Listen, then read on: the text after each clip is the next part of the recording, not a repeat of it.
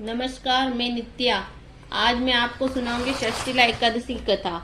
उससे पहले आप श्रोताओं अपन जान लेते हैं कि षष्ठीला एकादशी 2023 की मंगलवार को शाम 6 पे पड़ रही है और ये खत्म होगी बुधवार को शाम 4:05 पर। तो अब हम सुनते षष्ठीला एकादशी।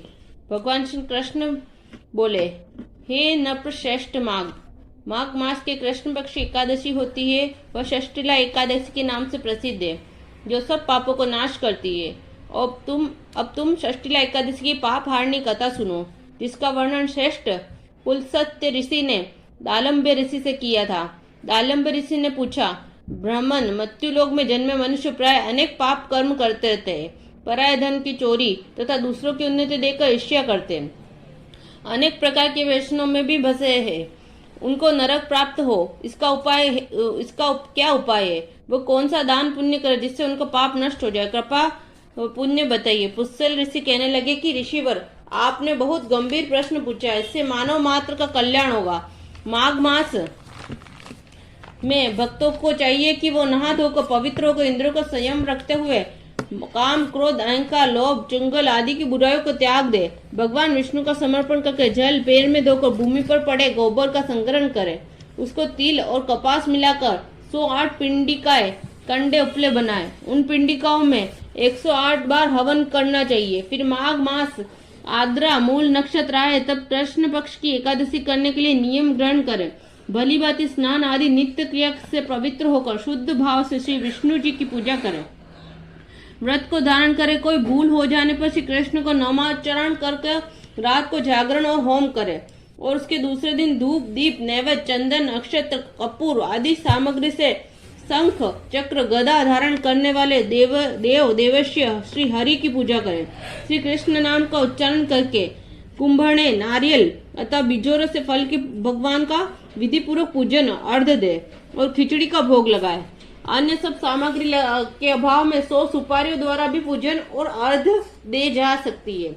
अर्घ के मंत्र का भावार्थ इस प्रकार है। हे सच्चिदानंद स्वरूप श्री कृष्ण, आप बहुत ही दयालु है। हम आशयहीन जीवों के आप आशयदाता बने। हम संसार सागर में डूबे रहे। आप हम सब पर प्रसन्न हो, उपकार कीजिए। हे कमल नयन, आपको बारंबार प्रणाम है। हे जगतपते, लक्ष्मी जी के साथ मेरे द्वार दिव्य गृह अर्घ्य को स्वीकार करे। इसके बाद ब्राह्मण को पूजा करे। ब्राह्मण की पूजा करे, उसे जल, घड़ा, कुंभ दान करे। साथ ही छाता, जूता और वस्त्र भी दे। दान करते समय कहे, इस दान को भगवान श्री कृष्ण मुझ पर प्रसन्न हो। अपनी शक्ति के अनुसार श्रेष्ठ ब्राह्मण को काली गोदान तिल से भरा हुआ पात्र भी दान करे। उन तिलों के बोने पर जिससे जितनी शाखा पैदा हो सकती है उतनी ही हजारों वर्ष तक स्वर्गलोक में वास करता है। तिल के 6 प्रयोग। तिल का दान इस प्रकार है। तिल से स्नान करे, तिल का टन लगाए, तिल का हवन करे, तिल का मिला हुआ जल पिए, तिल का दान करे, तिल भोजन काम में ले। इस प्रकार 6 कामों का तिल का उपयोग करने से ये एकादशी षष्ठीला एकादशी है। इस प्रकार तिल दान से अनेक प्रकार के पापों का विनाश करने में सहायक है। यह कहकर पुष्यल ऋषि बोले, अब मैं षष्ठीला एकादशी की कथा कहता हूँ। एक समय ऐसा हुआ कि प्रश्न नारद जी ने भगवान विष्णु से कहा। भगवान ने षष्ठीला एकादशी का जो महात्म नारद जी से कहा वह मैं तुमसे कहता। प्राचीन काल में मृत्युलोक में ब्राह्मणी रहती थी। सदैव व्रत उपवास करती रहती थी। उसका शरीर अत्यंत दुर्बल हो गया। यद्यपि धर्मवृत्ति वाली थी तथा उसने कभी देवता ब्राह्मणों निर्मित अन्न धन का दान नहीं किया। ये जानकर प्रभु के मन में विचार है, ब्राह्मणी ने व्रत आदि अपना शरीर शुद्ध कर लिया है, इसलिए विष्णु लोक तो मिल जाएगा, परंतु उसका अन्नदाता नहीं हुआ है। अन्नदान से बिना प्राणी की तृप्ति होनी कठिन है, उसकी तृप्ति नहीं मिल पाएगी। ऐसा सोचकर उसके उधार लिए भगवान स्वयं को भिखारी बनकर मृत्युलोक में उस ब्राह्मणी के पास गए। उससे भिक्षा मांगी। ब्राह्मणी बोली, महाराज आप यह किस लिए आए? भगवान बोले, मुझे भिक्षा चाहिए। इस पर उसने एक मिट्टी का ढेला भिक्षा पात्र में डाल दिया। वही लेकर भगवान स्वर्ग लोक आए और कुछ समय पश्चात ब्राह्मणी ने शरीर को त्याग दिया। स्वर्ग में आई। मिट्टी का दान करने से ब्राह्मणी ने स्वर्ग से सुंदर महल मिला, परंतु उसका घर अनादि सामग्री से शून्य रहा। वह ब्राह्मणी घबरा कर भगवान के पास आई और कहने लगी, भगवान मैंने अनेक व्रत आदि आपसे आपकी पूजा की, परंतु फिर भी मेरा घर अनादि नहीं, इसका क्या कारण है? भगवान ने कहा, तुम अपने घर जाओ, वह देव ऋषियों की तुम्हें देखने के लिए आएंगे। तुम उनकी षष्ठी एकादशी का पुण्य विधि सुन लेना, तब उसके घर के द्वार खोलना।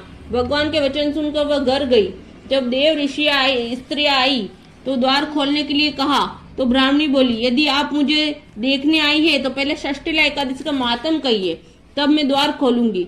उनके एक देव ऋषि बोले, सुनो मैं कहती हूँ। उसे षष्ठी एकादशी का मातम सुनाया। इस प्रकार ब्राह्मणी ने षष्ठी एकादशी का मातम सुन लिया, तब उसके द्वार खोला। देवगान्या ने उसको देखा, न तो वह गांधवी है और नहीं आसुरी है, वरन मानुषी है। इसके बाद उस ब्राह्मणी ने देवताओं के ऋषियों के कहने पर षष्ठी एकादशी का व्रत किया। इसके प्रभाव से उसके घर में अन्न आदि समस्त सामग्री आ गई। हे युधिष्ठिर, जो व्यक्ति त्याग तपस्या के साथ अन्नदान षष्ठी एकादशी का व्रत करता है, उसकी दरिद्रता दूर होकर मोक्ष को पाती है। इस दिन मुख्य रूप से तिल की पट्टी का श्रृंगार शास्त्रों में लिखा गया। श्रृंगार लेना चाहिए। तिल का खोवा, बनी सामग्री, दूध, फल आदि ले सकते हैं। जय हो।